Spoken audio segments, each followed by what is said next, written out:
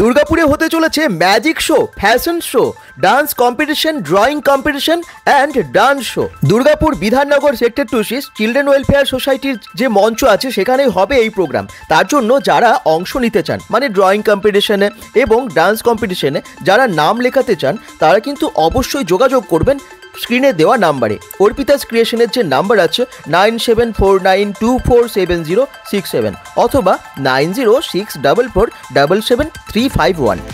কম্পিটিশনের জন্য entry fee আছে মাত্র 20 টাকা। তো যোগাযোগ করে নাম নথিভুক্ত করুন।